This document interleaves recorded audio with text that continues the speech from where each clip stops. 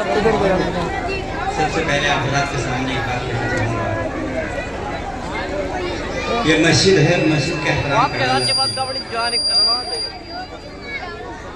لوگ کھڑے ہوئے ہیں، برائے مہربانی بیٹھ۔ وہ کیا کہہ رہا تھا؟ کریلا مسجد کا کریلا جو حضرات یہ کھڑے ہوئے ہیں، برائے مہربانی بیٹھ جائے۔ جب نماز پڑھتے ہیں تو امام کے پیچھے کھڑا ہونا پڑتا ہے، اور جب بیان سنتے ہیں تو امام کے سامنے آنا پڑتا ہے، خطیب کے سامنے آنا پڑتا ہے۔ ایک اصول ہے، ضابطہ ہے۔ پہلے بیٹھ جائیں، آپ کے حضرات سب سامنے آ جائیں، تھوڑا آگے سرک جائیں، تھوڑا آگے جائیں۔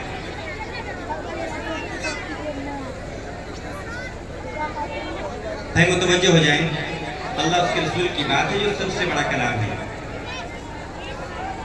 اللہ بڑا ہے، اللہ کی بات بڑی ہے، اس لیے دھیان اور توجہ کے ساتھ بات کو سنا ہے۔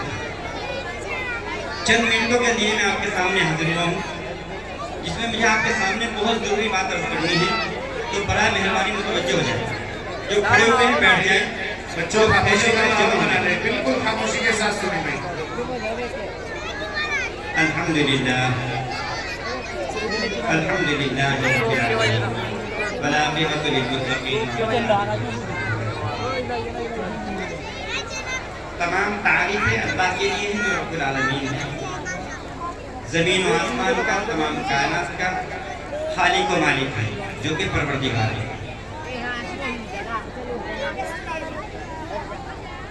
اللہ تعالیٰ نے تمام انسانوں کو بنایا، تمام کائنات کو بنایا، اور انسانوں کی اصلاح و تربیت کے لیے اللہ تعالیٰ نے تمام انسانوں کی روحوں میں سے 2.25 انبیاء کی روحوں کو منتخب فرمایا، جن کو یہ لقب دیا کہ میرے پیغمبر ہوں گے، یعنی میرا پیغام میرے بندوں تک پہنچائیں گے۔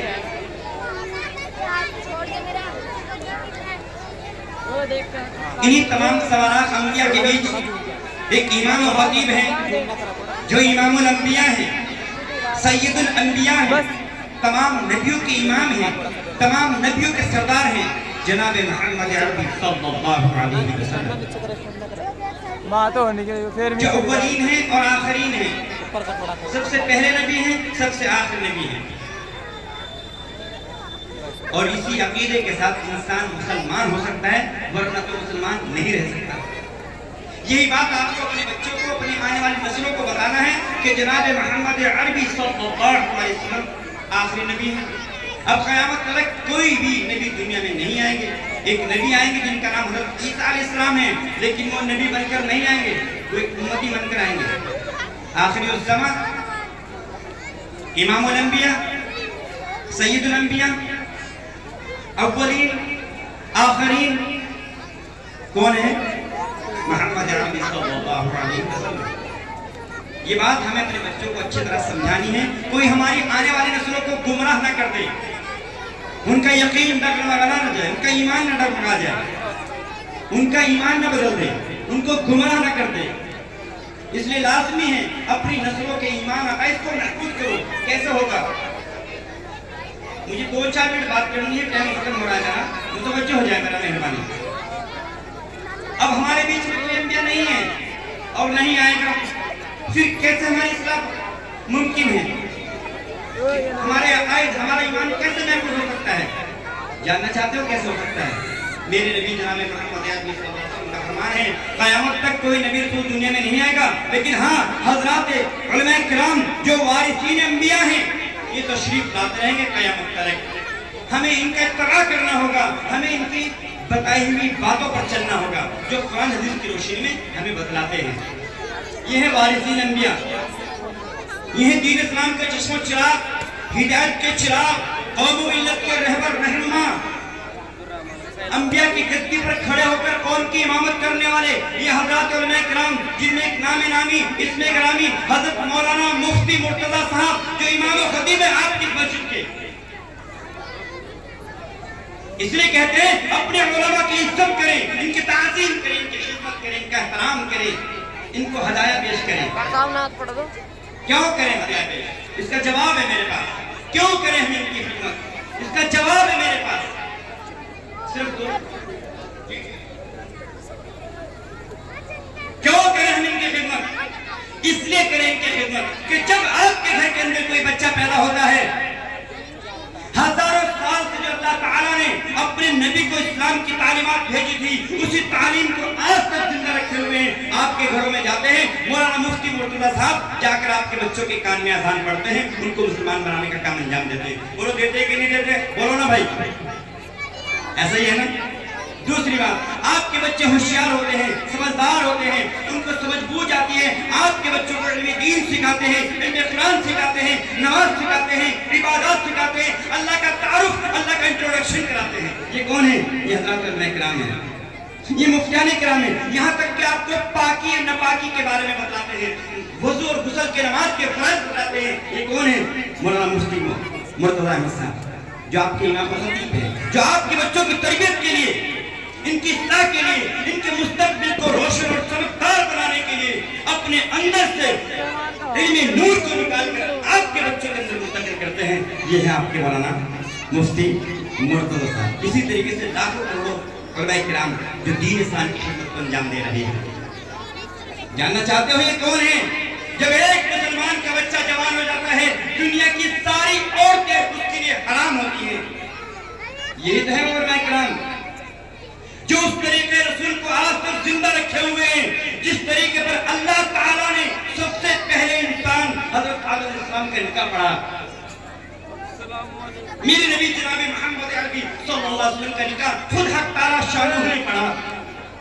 उस तरीके को आज तक हजारों साल के बाद ये उलमा किराम, ये वारिसीन अंबिया, ये दीन इस्लाम के चश्मो चिराग, ये कौम मिल्लत के रहनुमा आज तक उसी तरीके पर रखे हुए हैं। और उसी तरह के रसूल पर अल्लाह के हुक्म के मुताबिक, रसूलुल्लाह के तरीके के मुताबिक, कुरान हदीस की रोशनी में कौम की एक खातून का निकाह पढ़ाकर आपके लिए हालात करार देते हैं। ये कौन है? ये उलमा किराम है।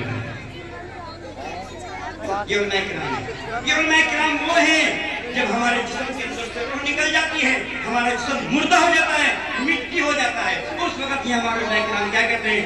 अल्लाहुम्मा सल्ली व मय्यितिना व शाहिदिना व गाइबिना व सगीरिना व कबीरिना। हमारी जिंदगी में के तमाम कबीरा सगीरा गुनाहों की माफी मांगते हैं खुदा के दरबार में और कहते हैं ये कौन है? आपकी मस्जिदों के इमाम।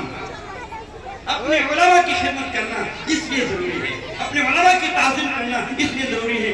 आपकी पैदाइश पर भी, आपकी मौत पर भी, आपके बच्चों की तालीम पर भी, उनके निकाह के वक्त में भी ये उलमा किराम पेश आते हैं। बोलो है कि नहीं है? अपने उलमा की ताज़ीम करें। कैसे?